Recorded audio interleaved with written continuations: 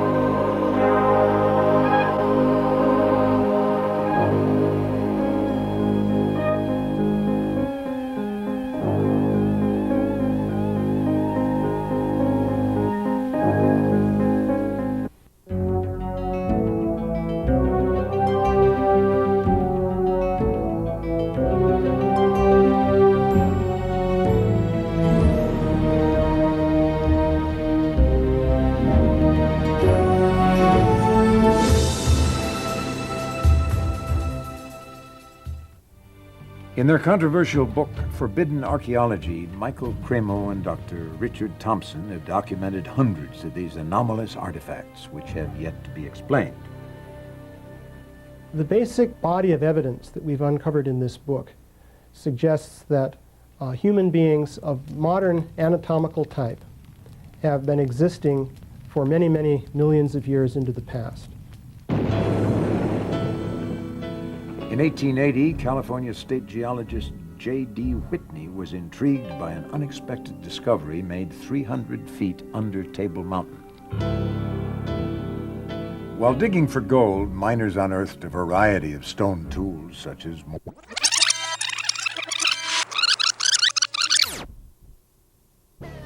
The basic body of evidence that we've uncovered in this book suggests that human beings of modern anatomical type have been existing for many, many millions of years.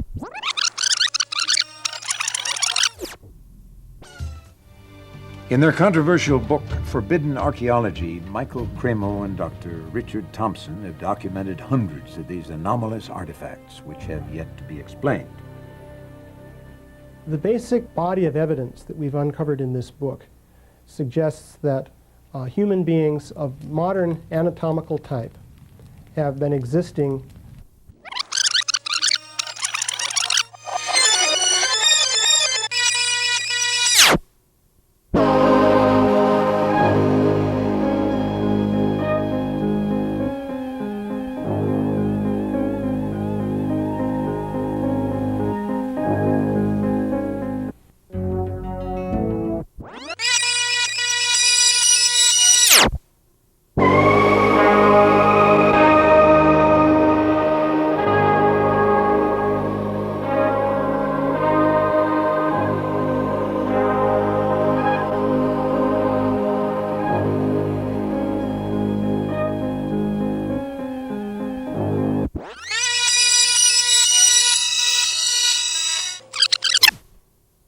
looks at evolution or intervention, the search for the origins of mankind.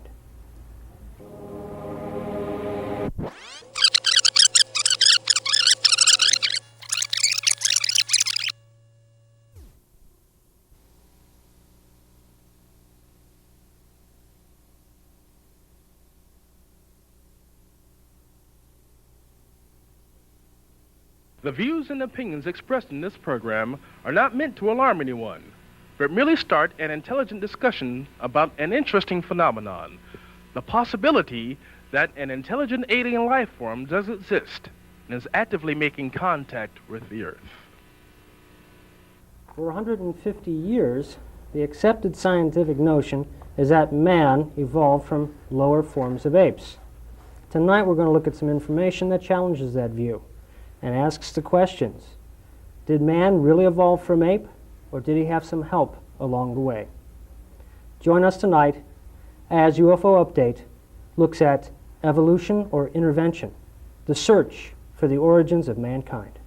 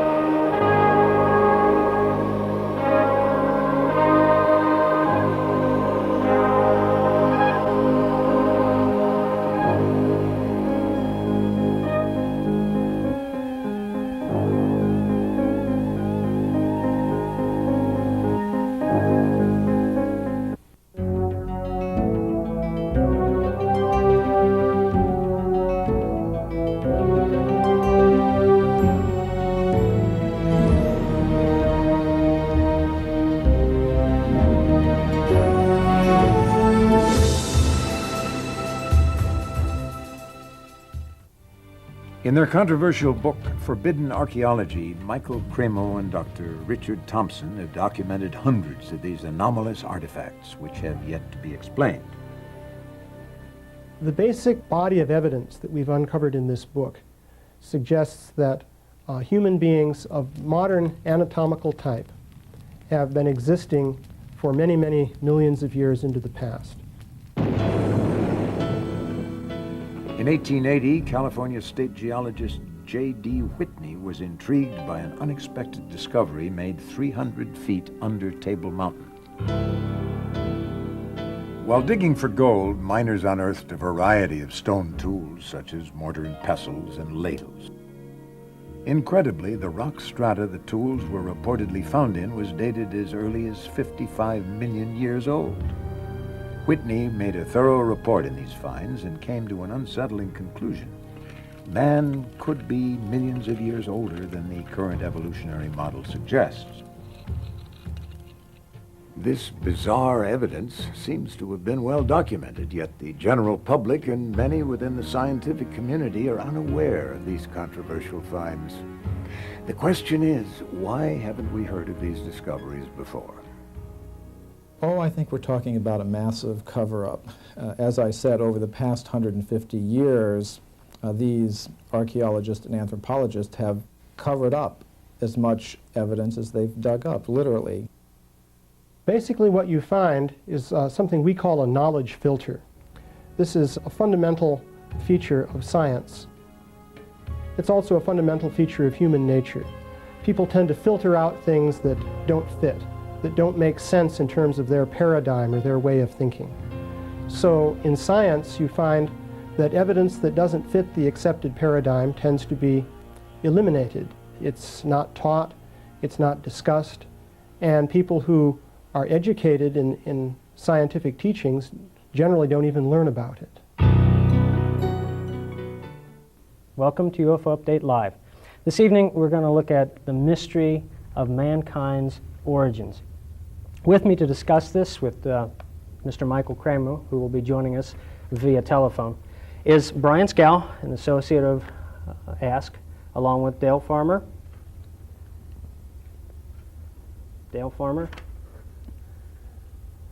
George Clapperson to my left, and Kenny Young. Mr. Cremo, are you there? Yes, I am. Okay, thanks for joining us. I'd like to ask you, tell us a little bit about yourself and why you're qualified to challenge the age-old notion of human evolution. Well, I'm a research associate in the history and philosophy of science with the Bhaktivedanta Institute, which is the science studies branch of the International Society for Krishna Consciousness. And in 1984, I undertook an 8-year program of research to look into practically every archaeological discovery that's ever been made. And the reason I did that is because I take a lot of my personal inspiration from ancient Sanskrit writings of India. And in those writings, I learned that there have been human civilizations on this planet going back hundreds of millions of years. So I thought, if there's any truth to those statements, if they're not to be taken as just mythology, then there should be some kind of physical evidence to back them up. Now, when I looked in the current textbooks, I didn't find any such evidence. All I found is evidence that backs up the currently accepted idea that human beings like ourselves have only been around on this planet for about 100,000 years, and that we had developed by a process of random evolution from more ape-like creatures. But I didn't stop there. As I said, I conducted an 8-year program of research looking into the entire history of archaeology and anthropology, and what I found was quite surprising. I found that over the past 150 years, archaeologists and anthropologists have literally, buried almost as much evidence as they've taken out of the ground. And what this suppressed or buried evidence tends to show is that human beings like ourselves have indeed been present on this planet for hundreds of millions of years. One very interesting case I found was reported in a scientific journal called The Geologist back in 1862. And there I learned that in Macoupin County, Illinois, a human skeleton, a complete human skeleton, had been found 90 feet deep in the ground in a coal seam, which was capped with 2 feet of solid slate rock. Now, I got in touch with the State Geological Survey of Illinois, and I asked them, well, how old is that coal in that particular location? And they said it's over 286 million years old. So there we have an example of a human skeleton being present on this planet in rock layers that are dated almost 300 million years old. Now that completely contradicts what we learn in textbooks, what we normally see on television, on the National Geographic specials and the NOVA programs and things of that sort. And it also contradicts the exhibits that we see in our natural history museums. Now if that were the only case that I could cite in support of the idea that I'm speaking about, you might wonder. But in my book, Forbidden Archaeology, co-authored with Richard Thompson, I've documented literally hundreds of such cases, and this book has caused shockwaves in the scientific community and starting to attract quite a bit of attention in the public realm as well. I've been on dozens of radio and television shows over the past year or so, and people are quite astounded when they see the quality and quantity of the evidence that puts our existence back hundreds of millions of years on this planet. Well, it certainly caused enough interest that NBC this past Sunday went ahead and broadcast a special which included information from your book.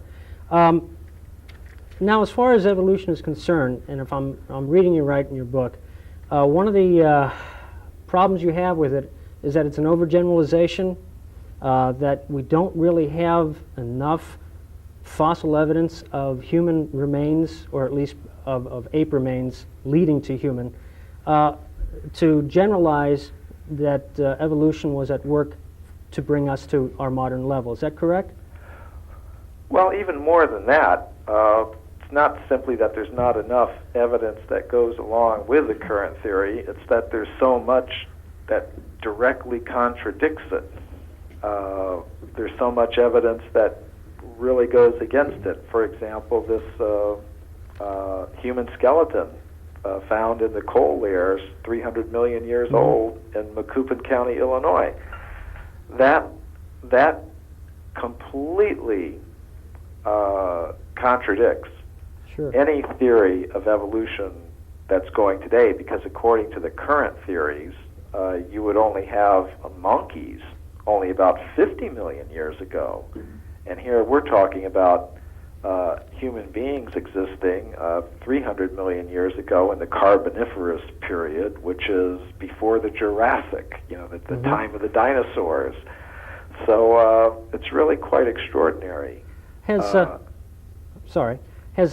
any of the, I guess, mainstream anthropologists tried to explain what that skeleton was doing in those coal beds? No, they haven't. They don't have any very good explanation for it. And as I said, if that were the only case, maybe they could come up with some explanation.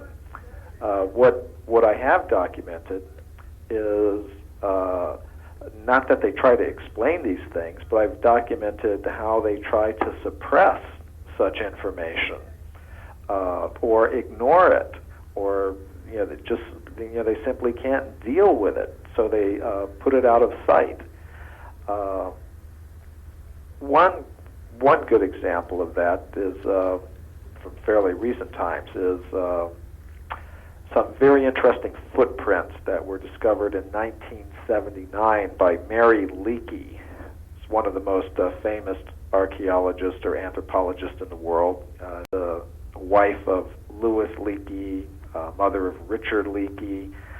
In 1979, in an East African country called Tanzania, she discovered a set of footprints in volcanic rock. This rock was dated almost 4 million years old by the potassium-argon method. And those trails of footprints, she said, in a National Geographic article, were indistinguishable from the footprints of a modern human being. In other words, they weren't any different than the kind of footprint that you or I might leave if we were walking on a beach today. Physical anthropologists studied them. They came to the same conclusion. Now, the evidence was staring them right in the face, but they just could not, it would not even have entered their minds. It would not have entered the minds of these orthodox scientists to draw the obvious conclusion that human beings like ourselves were present in Africa 4 million years ago. That would be quite extraordinary, because according to the current ideas, you wouldn't have human beings like us until about 100,000 years ago or so. So this just shows the power of these accepted ideas. What they did say is, well, there must have been some ape-like ape men at that time that had very, very human-like feet. Now the problem with that is that they have the foot bones of the ape men that they think lived at that time. Lucy, the famous Lucy, Australopithecus afarensis, and so forth. Those foot bones show that their feet had very long toes, like those of a chimpanzee, very long curved toes. In other words, they couldn't have made the prints that were found at the Leibold site in Tanzania. So this just shows how evidence gets twisted, it gets distorted. They don't even deal with it directly, because the idea is just so far beyond what they're prepared to accept. They're so conditioned by this evolutionary idea that it's very difficult for them to even comprehend or grasp this kind of evidence, let alone study it and deal with it in a scientific manner. This is what I would call a process of knowledge filtration. And I think we encounter this in many other fields.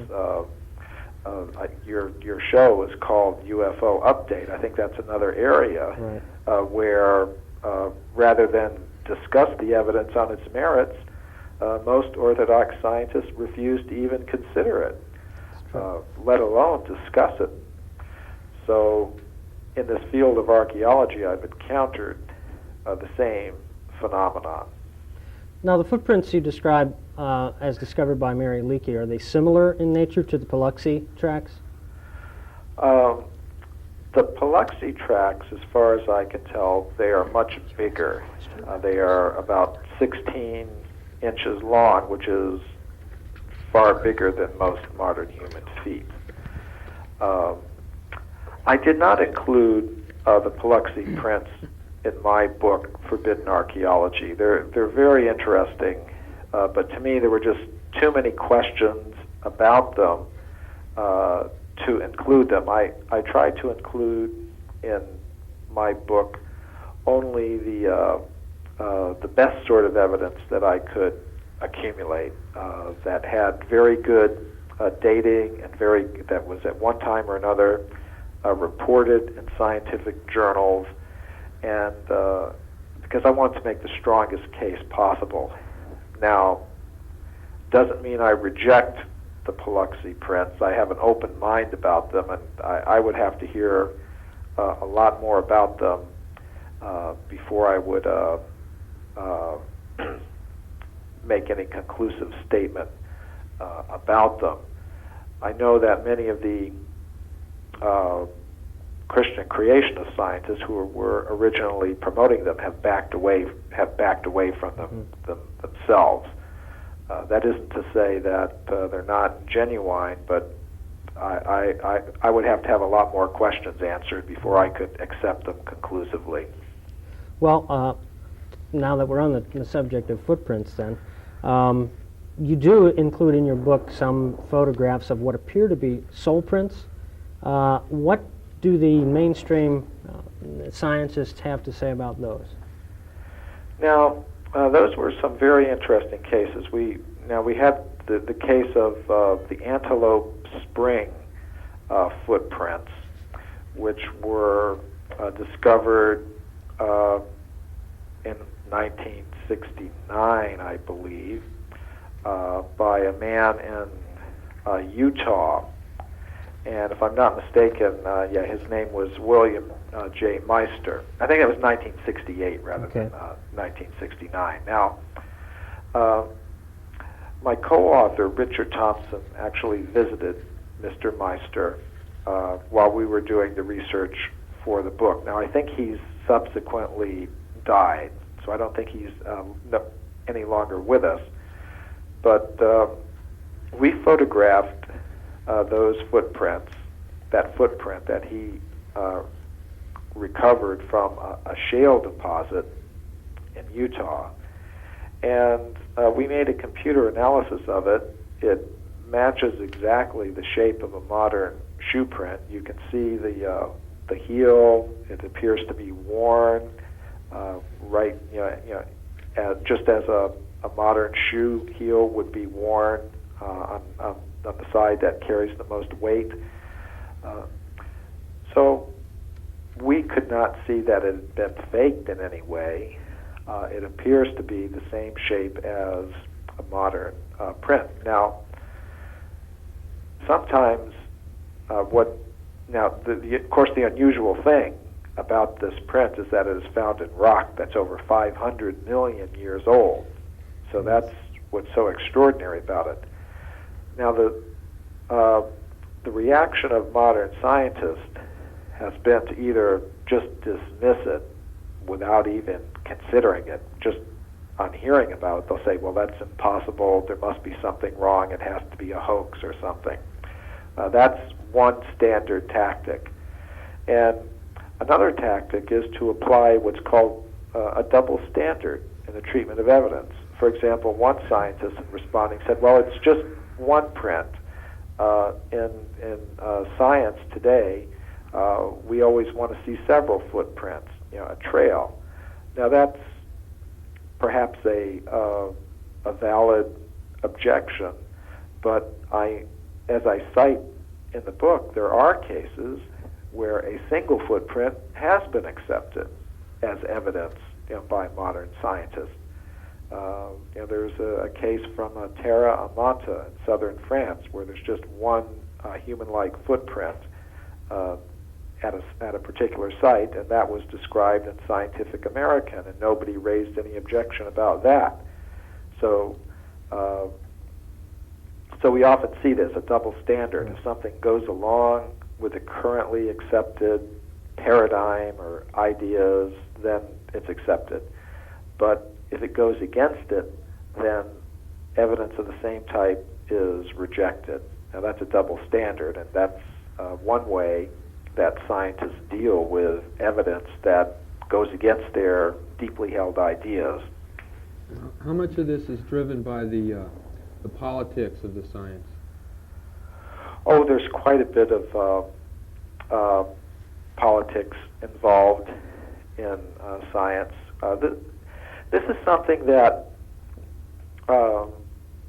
many scholars who study science have begun to realize over the past 10 or 20 years. There are many scholars in the fields of philosophy of science, sociology of science, history of science, that have concluded that science really isn't giving us some objective picture of natural reality.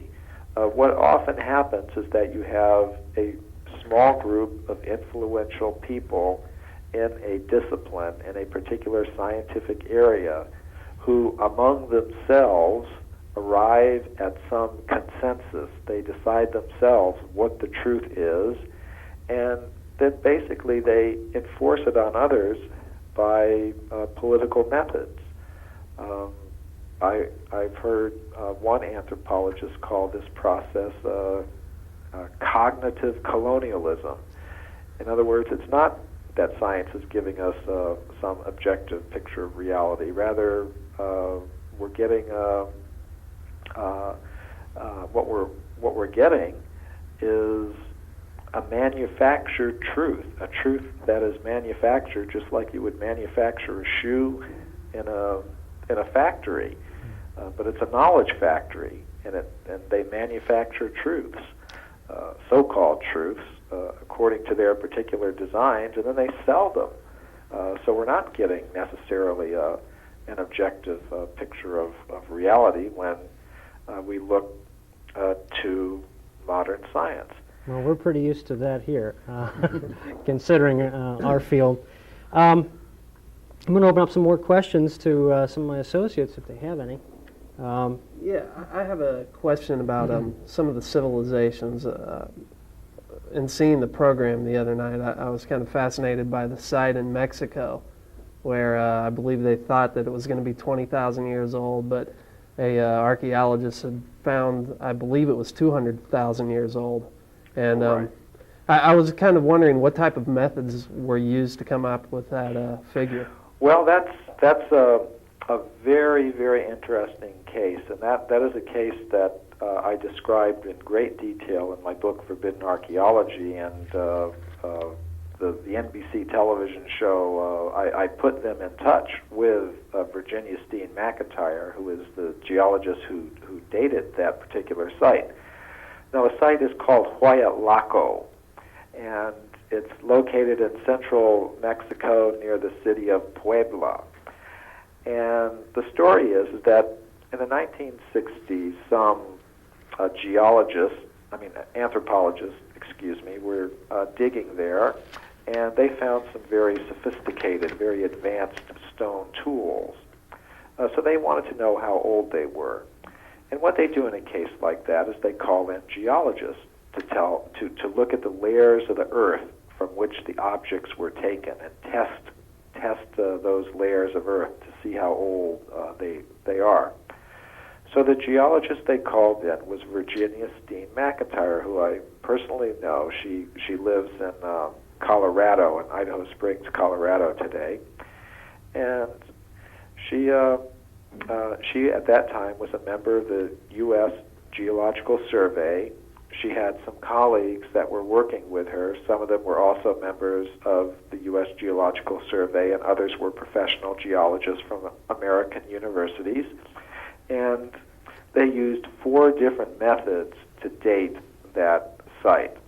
The uranium series method, a fission track dating method, a method they called tetrahydration, and then another method by which they studied the weathering of the rock. And using each of these 4 methods, they independently came up with a date of 250,000 years for this site. Now, that was unusual for 2 reasons. The first reason is, according to your standard orthodox ideas, you don't have any human beings coming into North America any earlier than about 20 or 25,000 years ago. They think that the Siberians came over, over from Siberia to Alaska, by the over the Aleutian Islands or through the Bering Straits, which they think at that time was a land bridge. So it's unusual for that reason. And then another reason is that they wouldn't expect human beings capable of making those tools to have been present anywhere in the world any earlier than about 100,000 years ago. What to speak of them being in Mexico 250,000 years ago. So the anthropologists were outraged. They were saying, how could you do this? You're going to ruin our careers by giving us this date of 250,000 years. This was quite unexpected. And here's where the politics comes in. What Virginia Steen McIntyre decided, she was going to stick with her dates. She said, well, I mean, it may not be what you expected, she told the anthropologist, but this is what the science is telling us. So what she found is that no anthropology journal would publish her dating study. They just would not publish it. And then she found in her own profession, she began to be labeled as a maverick, as a publicity seeker, and she was just starting out in her career. She was a young woman at that time, and she was up and coming. But as soon as these rumors started spreading about her and her profession, she found all her opportunities for further advancement were suddenly cut off. And she had a teaching position at an American university, and she found that was cut off too. And she was never ever after that really able to work in her chosen profession again. So this just shows the kind of pressures that can be applied, to members of the scientific community who report things that should not be reported. Mm-hmm. So that's the story of that case. George, do you have a question? Yeah, isn't it true that by basing a theory on selective data that you end up with an erroneous theory? Yes, I think what I've tried to do with my book, Forbidden Archaeology, put all of the evidence on the table, not just the selected evidence that you find in the current textbooks. Because what you do, it's very amazing. Most people, they pick up a textbook or a book about, the origin of the human race, and they look inside of it and they see, well, all the evidence seems to add up to this idea that we evolved fairly recently, within the past 100,000 or 200,000 years, from more ape-like creatures. And most people, they try to be rational. They look at the book and they see, well, here's what the theory says, and all the evidence that's in the book goes along with that theory, so must be right. How could it be wrong? What they don't realize is that the evidence they're seeing has been already filtered out. That vast quantities of it have been filtered out, and they don't know about it. One very good example is the California gold mine discoveries. Now, this I think we all remember that there was a gold rush in California back in the 1840s, starting from 1849, going on to the 1850s. And people from all over the United States, miners, went to California to get at the gold. So when they first went there, they were panning in the streams, but later on they started digging mines, and they started digging mines into the sides of mountains. And some of these mountains were they were capped with hundreds of feet of solid lava, and the gold-bearing gravels were down towards the basement, the base rock. And sometimes thousands of feet inside these tunnels, hundreds of thousands of feet inside these tunnels, miners were finding human skeletons. They were finding obsidian spear points. They were finding stone mortars and pestles, hundreds of them at dozens of different locations. Now, the unusual thing is that the places where these things were being found, I've checked with the modern geologists in the state of California because they've extensively studied that area because it's still considered valuable for the gold that's there. So they've really gone over it with a fine-tooth comb. And I learned that the places from which these skeletons and objects were being taken they're up to 50 million years old, no less than 9 million, and as much as 50 million years old. So you have this extensive evidence for a human presence in California up to 50 million years ago. Now, all of this was collected by a man named J.D. Whitney, who was the state geologist of California at the time, and he published a massive book about these discoveries. It was published by Harvard University in 1883. Now, my question is, well, why aren't children taught about this in school today? Why don't we read about this in the textbooks? Why aren't the objects on display where we can see them? And the reason is they went against this idea of evolution. There was, I've been able to document exactly how this evidence was suppressed. There was a very powerful anthropologist named William Holmes, who was with the Smithsonian Institution in Washington, D.C. That you could still go there today. It's on the Mall in Washington, near the Aerospace Museum. They have the Smithsonian Institution. You can still go there. But he was attached to that museum, and he was a very powerful anthropologist, and he totally suppressed this information.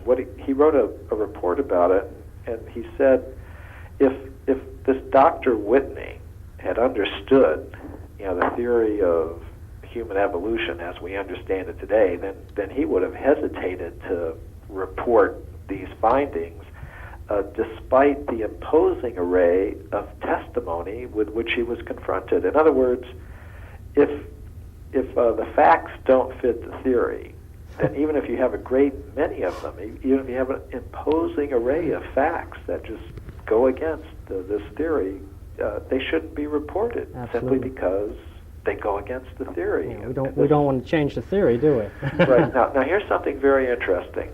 Those objects, these artifacts and things like that, they're in, Dr. Whitney put them in a museum, in the museum of the University of California at Berkeley. And those objects are still there today. Now when this NBC television special was being made, the producers tried to get permission to photograph those objects, which are stored away. They're not on display, but they're stored away at this museum that's controlled by the University of California at Berkeley. And they were denied permission to photograph those objects. And they gave the excuse that, well, we're understaffed, we'd have to pay overtime, and we can't help you. And so the producers said, well, we'll pay you any amount of money. We'll pay you all the overtime for your staff. And they were still denied, permission to photograph the objects. Well, I have a to final... film the objects. So that's how this process of knowledge filtration works. Oh, absolutely. I have a final point then. We're talking about modern man coexisting with earlier primates, no doubt, back to millions and millions of years, and it almost seems like modern man was just sort of plopped down in the center of things. How do you account for the presence of Homo sapiens without evolution? I mean, what's going on here?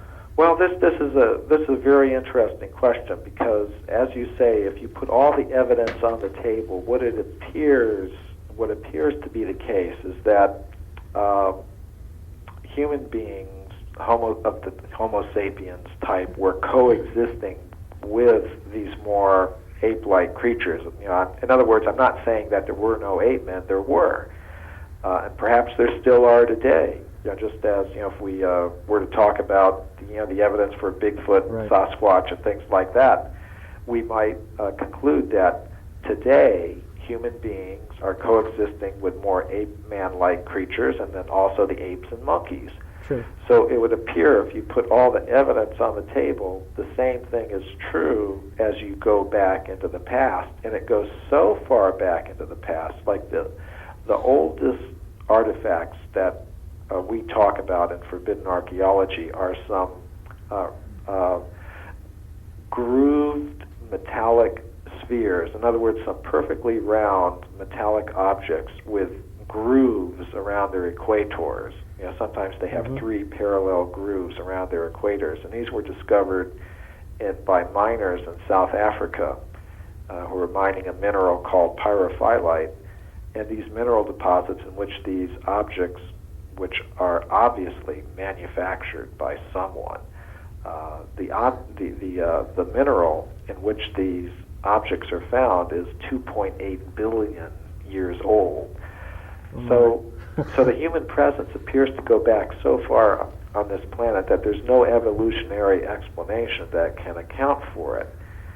So what I would suggest, and I said this when I appeared on the program Sightings last year, I said what it suggests is that if we want to understand human origins, then we have to look off of this planet. We have to look to the extraterrestrial regions if we really want to understand where we came from. Now, this is not a new idea. No. This is what people have been saying in all times and all places down through history. If you go to the ancient Japanese, the Chinese, the Indians, the people from the ancient Middle East, from the African tribal people, the Australian Aborigines, the great civilizations of South America and Central America, like the Aztecs and the Incas and the Polynesians and the American Indians, they all say that. Yep. They all say, if you want to understand where we came from, you have to look to the stars, you have to look to even higher dimensional, regions, and that's, of course, this is a subject I intend to explore quite fully in my next book, which I'm calling Human Devolution. Okay. Well, Mr. Cremo, it was a pleasure talking with you, and there's so much more we could discuss with you, but I'm afraid we just don't have the time. Again, thank you very much, and I think you've added a little dimension to what we know about ourselves as human beings, and maybe where we came from. So once again, thank you for joining us here. Well, thank you for having me on your show. I really appreciate it. No problem. Take it easy. Goodbye. Bye. Well, there you have it. We've got a little information now, maybe even a lot of information that sheds some doubt on the traditional views of mankind's development here on Earth. Certainly, it puts it into question and includes the possibility that there's some kind of extraterrestrial intervention at the core of this. So now we have to question how life began on this planet. And how does life begin elsewhere? Are there living beings on other planets out there? So the two things now start to dovetail. But the question of life in outer space has been something that scientists have been analyzing for years. It's a big issue, especially with the radio astronomers who are looking for signals, intelligent signals coming through space. And because it was such a crucial point for them to know if anybody was out there, one of the tools that astronomers have used to calculate the probability that there is life elsewhere in this galaxy is called the Drake equation. Let's look at this. The search for extraterrestrial intelligence is different from typical UFO examinations precisely because if we succeed, we can verify our success. There's a scientific basis for the existence of extraterrestrial life. Belief is one thing. What's more important is the observational or experimental proof. It's become a scientific question. Before it was a philosophical or a religious or a poetic one. But finally we can look for an answer. We can ask, is there evidence? Can we find some signals there? It is possible to construct an equation which gives you an estimate of the number of detectable civilizations in our galaxy. Depends upon the total number of stars, the fraction of those stars that are likely to have planets, fraction of those planets that are likely to be suitable for life. The percentage of times when life begins, and the percentage of those living systems which become intelligent, and then the percentage of those intelligent systems which go on to construct an intelligent technological civilization. And typical numbers, using the best data we have, are numbers like 10,000 civilizations. It means that only 1 in 10 million stars will have a detectable civilization, and the nearest civilizations may be as far as 1,000 light years from us. And you're not going to find a civilization by the Drake equation. You're only going to find it by looking. This is what the Drake equation looks like when it's written out. Kind of impressive, looks very scientific. Maybe even Einstein came up with it, but actually it was Frank Drake, and he's a fine astronomer. And it was used simply as a way of trying to figure out the possibility or the probability of life elsewhere in this galaxy. And up until recently, there hasn't been any real observable evidence to help us along with that. I said until recently. A couple of astronomers have now been able to find and actually verify the existence of planets around at least 5 other stars. Brian and Dale here will give us a little explanation of what's going on. Right, well, as you mentioned, they've discovered, I believe it's up to 5 planets now. In Pegasus, in the constellation of Pegasus, the Big Dipper, but the method that they used for discovering these planets was to measure the wobble of a star. If a star has a planet or a system of planets rotating around it, it'll tend to wobble, and that's the method that they use for discovering them. And it's kind of interesting.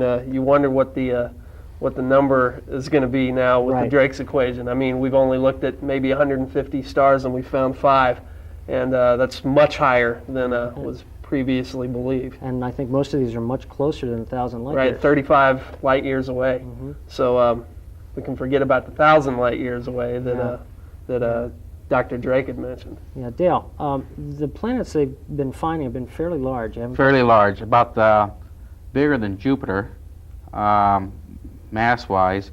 And what's unique is that the planets they found so far, one of them is closer in to the Sun, which is closer to the Sun than what Mercury is to ours. Also, another one which is almost in between Venus and Mercury as compared to our solar system. So they're fairly close to the Sun. A question to this then would be, even though we're finding large planets, I guess those are the easiest to isolate, does it mean that these systems that we've identified only have single planets? Oh, no, I don't think so. With the technology we have today, we can already pick up these large planet-sized objects. Probably down in the future, we may be able to detect smaller objects, maybe even down to an Earth-sized planet. Okay. One thing unique about being able to detect a large planet is the possibility of that particular planet having moons. And the ones that are fairly close to the Sun, they may have a possibility of supporting life that we know of today. Okay, well, there we have it. Now, possibly life and maybe even the truth is out there. We have a caller, Don. Yes, good evening. Hi. I'm glad to see you guys back on again. We're glad to be back. Long time no see. Yes. Question. Sure. With SETI and everything, I don't know if that's still in effect and all, with scientists throughout the world, NASA and so forth, looking for intelligence in other worlds, communications, so forth, wouldn't it be wise to be a little apprehensive upon receiving a communication, let alone, talking back to them? Yeah, wouldn't there be a little fear there? In fact, some of the astronomers have dealt with that, saying, well, just because they're out there to communicate with, maybe we shouldn't. I mean, you wouldn't want to give your address to just anybody. Well, I'm not talking like a science fiction movie, they go around zapping everybody. But, no. But there's always the possibility. You never know what you're walking into. Absolutely. And in this case, it would be like walking into a brick wall, because obvious, they would be far more advanced in so many ways than we. Well, sure, and we don't necessarily have to have a hostility, but just the culture clash would be enough to send us reeling, I believe. Sure. I wouldn't want to wind up on a giant petri dish, you know. No. Well, thanks for your call, Doc. Thank you, gentlemen. Good to have you on again. Mm-hmm. As a matter of fact, we've been signaling outer space for a number of years, ever since we've been transmitting radio waves. Yep. Yeah, unconsciously, in fact. Anyway, possibly, if there is life out there, they may be visiting us, as we're always discussing. And it's possible that they've been visiting us nearby, perhaps at the Lebanon Correctional Institute. We have a report filed by Kenny Young here to explain a series of sightings out through Lebanon County, Lebanon Correctional Institute, and Warren Correctional Institute. Terry, we've got from March of '93, we have 52 reported sightings in the Cincinnati area alone. And a frequently asked question is, well, which one of these do you consider the best sighting? And so the answer, of course, is the incident at LCI. Mm-hmm. And I believe we do have a piece on that we're going to see tonight.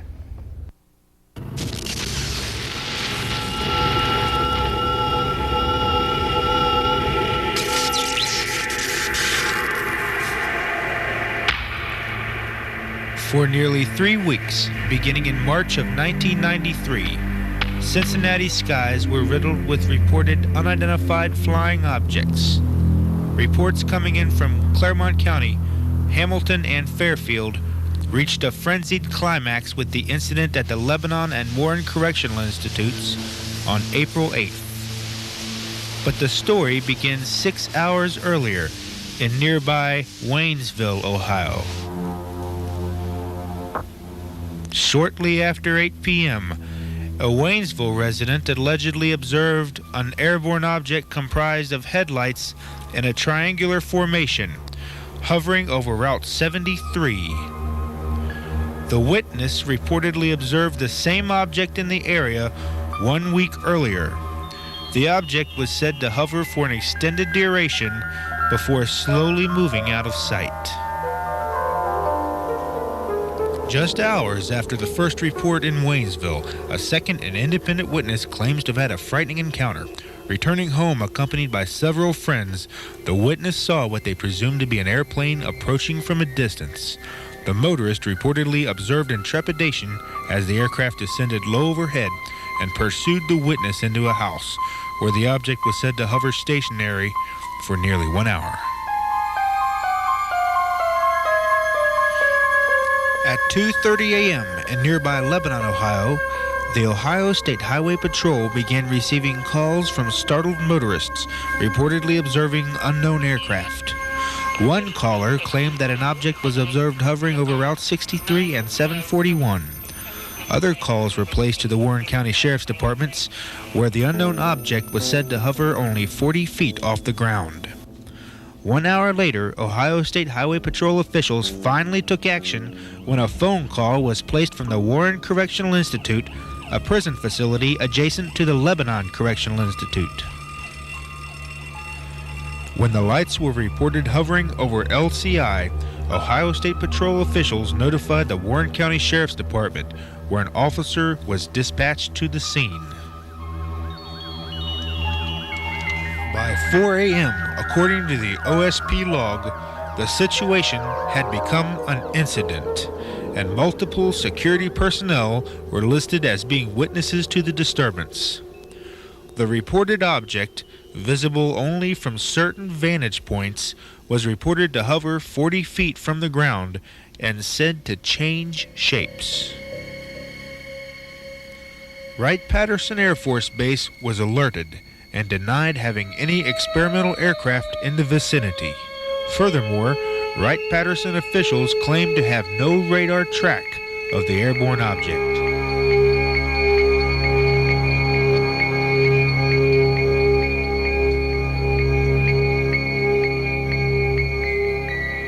Calls continued to come in from motorists and area residents for several days after the event, describing a UFO that departed northbound along Route 741, a course which, curiously, puts the object along a flight path towards Wright-Patterson Air Force Base in nearby Dayton, Ohio.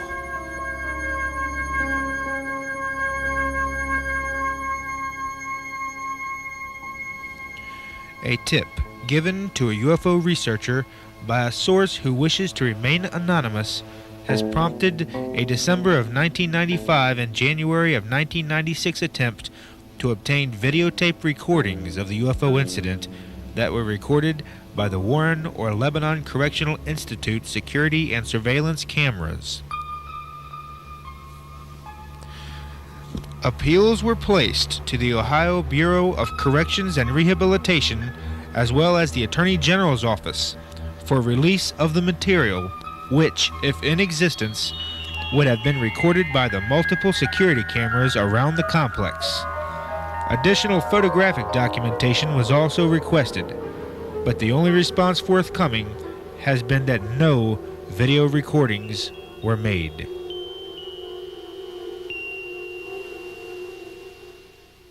Terry, through the past year that I've spent researching the case, I'm quite confident that in talking with persons from the Warren County Sheriff's Department, from the Ohio State Highway Patrol, as well as Wright-Patterson Air Force Base officials, that this is a good case. There's no easy explanation that we can apply to this. Has anybody offered an easy explanation? There was a very helpful gentleman at the Warren County Sheriff's Department that did offer to me his recollection that this was possibly explainable at the time as a beacon light coming from the Warren County Airport on Green Tree Road. And I believe we have some videotape of that beacon light that we can put up. This comes to us courtesy of Mr. Paul Cook, who was helpful enough to go out and videotape the beacon light at the airport. There's a number of problems with applying this beacon light to explain the incident at LCI. And the first problem I think that comes up with is that the beacon light, I don't know if it shows clearly here on the video or not, it's a red and green light, or it's a blue and green light. But the object that was reported at LCI was red flashing lights. And the atmospheric conditions that night were hazy, not conducive to the incident as it was occurring. Guards also observed the object through binoculars. That would not be possible had this been some kind of atmospheric aberration caused by a flashing beacon light 5 miles away. It sounds more like something that was actually in the area at the time. Also, there was a courtesy of Cincinnati Post reportage, a sound, an unknown type of sound reported in conjunction with the objects that was reported by guards and the inmates at the prison facilities. So basically there's some real weaknesses involved with explaining this as a beacon. Well, the beacon light theory is flawed. Okay. Extremely. Thanks a lot, Kenny, for a very interesting and informative report. Since we're dealing with explanations and strange aberrations, Dale, why don't you tell us what you found on the internet? Okay. A couple of the news groups up on the internet, someone had anonymously posted these 3 pictures out of about 4 or 5. And at first, everybody on the net thought these came from the first film from the alien autopsy, which hasn't been shown yet. They also made an AVI clip, a computer video clip of this. But after closer scrutinization, we found various defects with these film. First of all, this one here is the biggest picture of them all. It's from the Roswell movie that was shown on Showtime. So it's a dummy. It's a dummy. Various other things. The clock right here has an inner 24-hour ring. Yeah. And this one here shows no ring. And that's from the Roswell Fox autopsy. Yeah. The phones, as you can see here, the dial is black and this one here is white. The danger signs are different. And the tables are here are different. Now this table right here is actually made of 2 cardboard boxes which they had wrapped up in plain brown paper wrapping. So it's a hoax of possibly a hoax. Yes. That's interesting. You never know what you're going to find on the internet. Now, as we discussed earlier, we're talking about extraterrestrial intervention and maybe the coexistence of man with other life forms on this planet, possibly Bigfoot. What do we have going on recently around here that involves Sasquatch? Well, we do have some new reports from, I would say, the Tri-County area. And we haven't had a chance to go out and investigate the latest two, but the other one, it's an ongoing investigation. We're still looking into it. We've not been able to find any discrepancies in the story so far, although our field investigations hasn't really turned up anything except we have found one print. Okay. Measured about 15 inches long. It was well in excess of my foot with a boot on. We're still looking into that one. Okay. Now, I believe you also have some information for our viewers about an upcoming UFO Expo. Yeah, anyone that would like to meet some of the Ask Investigators or listen to any of their lectures, quite a few of the Ask Investigators will be lecturing at this UFO conference in September. This will be held at the Hera Sports Arena in Dayton, Ohio on September 21 and 22, which I believe is a Saturday and a Sunday. And anyone interested in attending or participating could give any one of the Ask Investigators a call, and we'll fill you in on it. Okay. Well, thanks, George.